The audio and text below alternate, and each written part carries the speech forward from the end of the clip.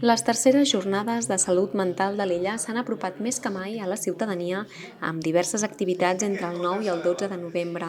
Enguany, la iniciativa ha girat al voltant dels adolescents i els joves, un col·lectiu amb un malestar anímic creixent després de la pandèmia.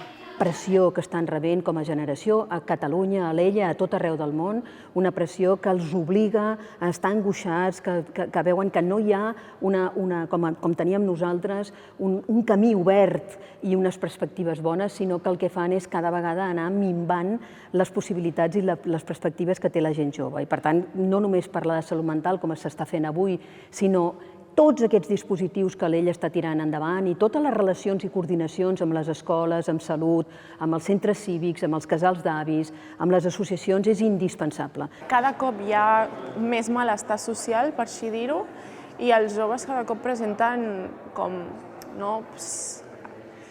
molts problemes. O sigui, jo crec que era una cosa que ja estava abans del Covid, però que el Covid ha fet que es desemmascarés tot això i ara cada cop anem a les xerrades i a les xerrades, així, però és després que la gent s'acosta a explicar-nos la seva vida, el que sigui, perquè se senten còmodes per obrir-se, que veiem que comença a haver-hi un problema bastant gran als joves, que realment està incrementant molt aquest malestar general. Entre les activitats més destacades hi ha hagut taules rodones amb adolescents, professionals mèdics, instagramers o testimonis de situacions que requereixen actuacions urgents. En aquestes activitats s'ha mostrat com acompanyar els joves en situacions greus com autolesions, suïcidis o assetjament escolar. Donar veu a les adolescents i les joves, per això hem volgut començar amb una taula rodona on ens han explicat les seves experiències 4 adolescents i joves. Ha estat una taula rodona molt enriquidora per poder copsar des dels seus testimonis com viuen des del seu lloc els reptes que tenim per tal d'atendre a situacions que requereixen d'una atenció urgent. Les jornades han acabat amb l'activitat comunitària Emociona't en família.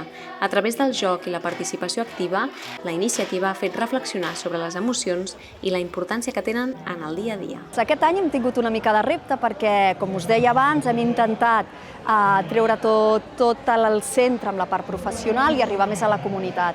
La veritat és que estem molt contents del resultat. I el que ens hem trobat i va renombrar és que és el primer ajuntament de tot Catalunya on ha creat una regidoria única i exclusivament de salut i benestar.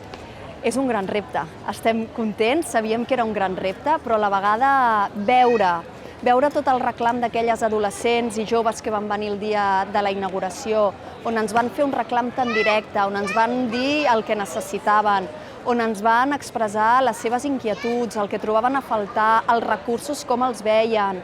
El programa d'activitats de les terceres jornades de salut mental s'ha completat amb una tertúlia, un taller d'afectes i sensibilitats i l'espectacle de dansa Helena.